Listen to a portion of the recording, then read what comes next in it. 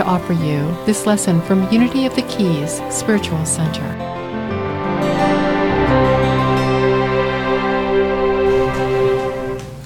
Happy St. Patrick's Day and happy Book of Ruth Day. The Book of Ruth is, as David shared with me this morning, the only book in the Hebrew Scriptures that is by a Moabite, by a non-Jew, about a non-Jew. The Book of Ruth represents our spiritual quest to find our true self through loving everything in every moment about us and our situation. The Book of Ruth is one of those scriptures that Bible scholars don't know what to do with, how to classify it. So they put it between Judges and Samuel in our version of the Bible. But it's difficult to date because it has a message of universal love and God's concern for all people, not just the Jewish people. And it's also unique because it's not a prophetic story. It's not about some big event in the nation of Israel. It's about the lives of one small family. And Ruth is one of the most endearing characters in the Bible. Her name, in its roots, means friend, sympathetic companion, delightful, beautiful, pleasing. She represents the best of our soul inheritance, those qualities of inherent goodness, godness, that we take with us wherever we go, even unto death. Ruth is a Moabite. She's a foreigner, an alien, from a place and a people hated by the early Israelites. And in this short book, she's referred to 5 times as a Moabite, the women of Moab, that Moabite damsel, and a stranger. Yet through her immense capacity to love and her devotion to her family, she penetrates the barriers of race and culture and becomes one of the great heroines of the Judaic culture and one of the most beloved characters in the Bible, whose lineage can be traced through David to the birth of Jesus in Bethlehem.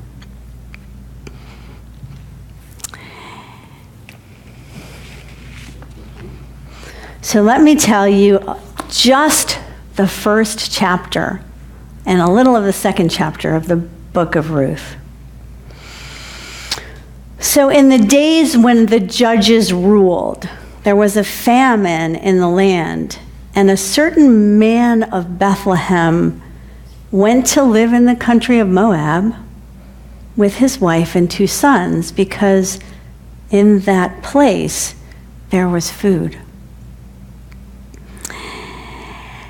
And while we were there in the country of Moab, the husband and the sons died.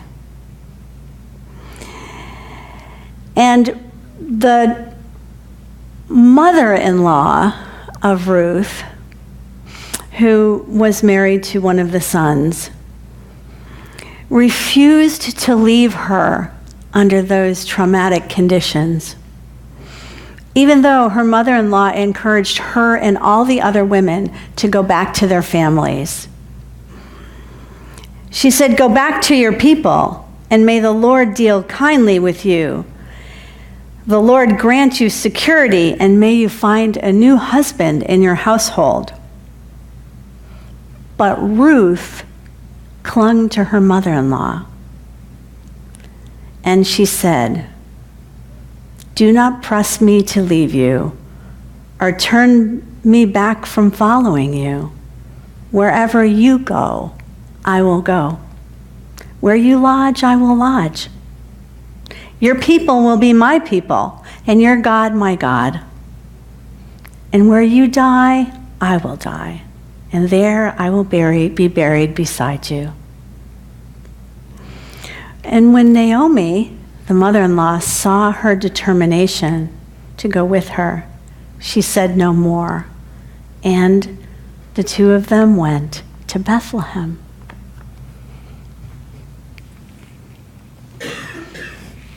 There's a lot more to the story, and as you know, those of you who study metaphysical Bible interpretation, that it's not a literal story, that it's a symbolic story. It may have actually happened, something similar to this, but actually the words, the places, the people, and the situation all have symbolic meaning.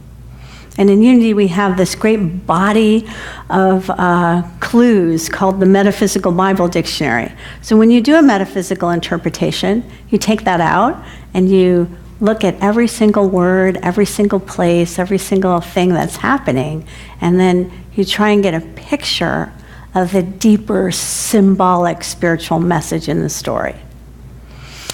So Ruth represents our capacity for human love raised to the divine. We must be willing to leave that which is familiar, our habitual states of mind, our self-defeating behaviors, our chronic patterns of addiction, our self-defeat in thought, word, and deed. We have to be willing to leave all that behind and go where our highest thoughts and our greatest spiritual aspirations lead us. Ruth's loyalty to God was rewarded, and later in the story, she meets Boaz and gives birth to a child in the lineage of David and then Jesus of Nazareth. Metaphysically interpreted, what this means is that if we focus on what is divine, what is other than our small self, if we discipline ourselves to stretch beyond our own cultural barriers, beyond our limitations, if we do that, if we pull ourselves in the direction of love, we will be transformed. That spirituality grows quietly and slowly at first, in the small ways that we are able to serve those around us, and then gradually increases, and finally, the unreal becomes the real, and we become the true human beings that we're meant to be. The name of the mother-in-law, Naomi, also means sweetness, delight, and beauty. But in this stage of her journey, she's grieving, and her soul is completely disconnected from her spirit. And she thinks that the, quote, Almighty has dealt very bitterly with me. And later in the scripture, she says, I'm not Naomi anymore. Call me Mara, which means loss, chaos, and calamity. Naomi, in this place in the scripture, is on what Rumi calls the path of blame, right? It's God's fault I feel this way. These people died that I love, and I'm miserable, I'm Mara, and it's not my fault. It's your fault.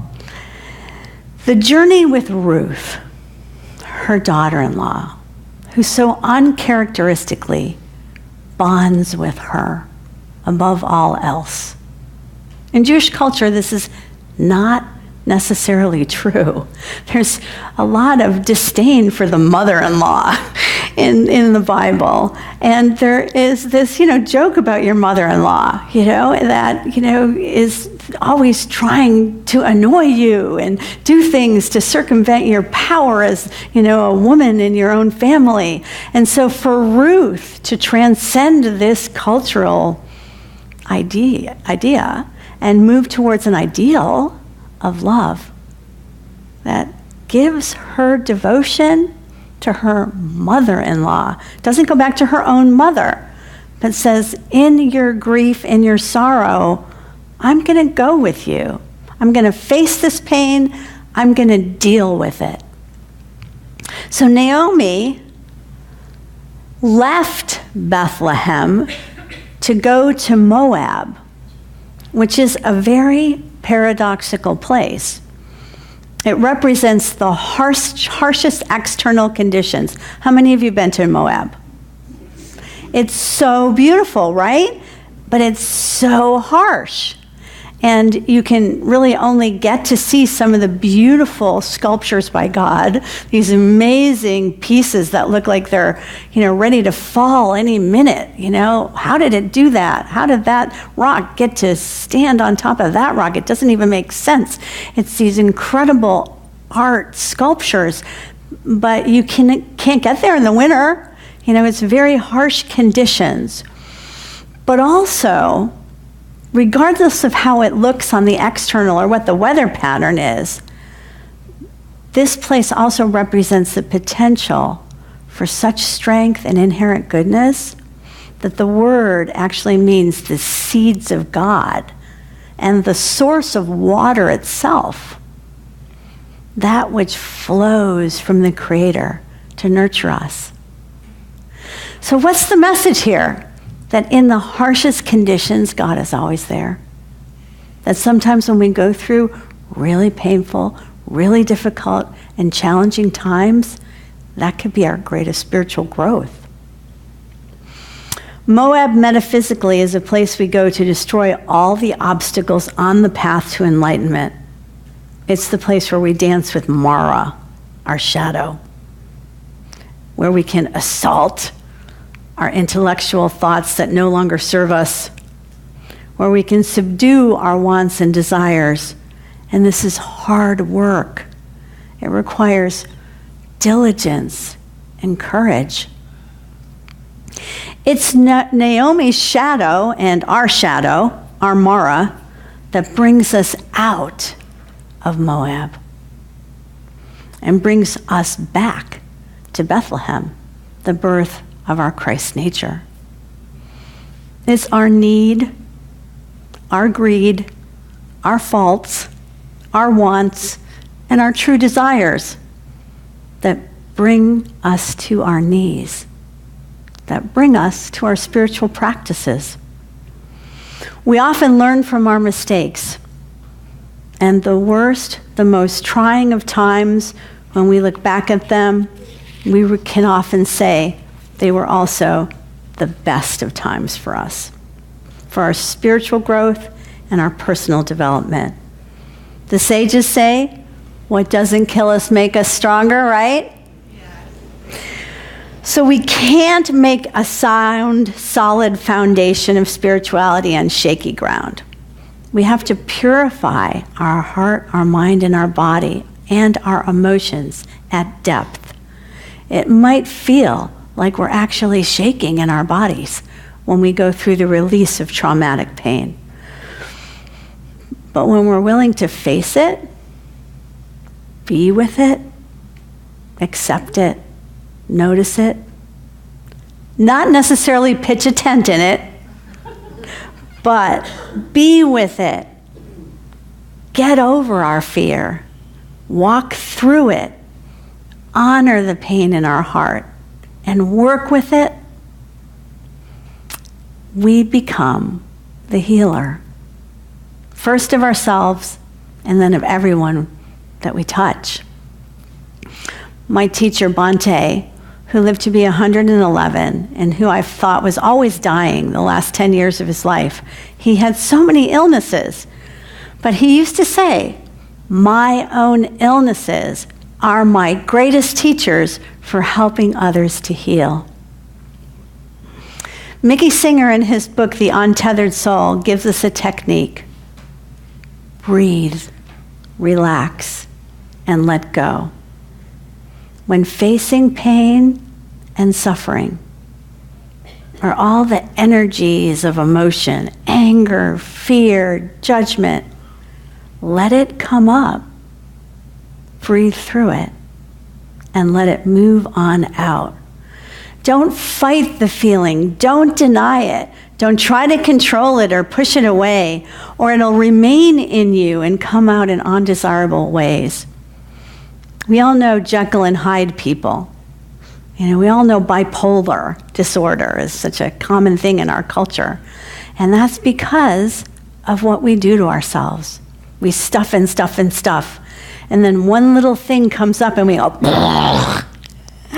but if you're able to notice what you're feeling when you're feeling it and breathe through it and let it go and move on out, not saying I'm fine when you're not. Not saying I'm not angry when you are.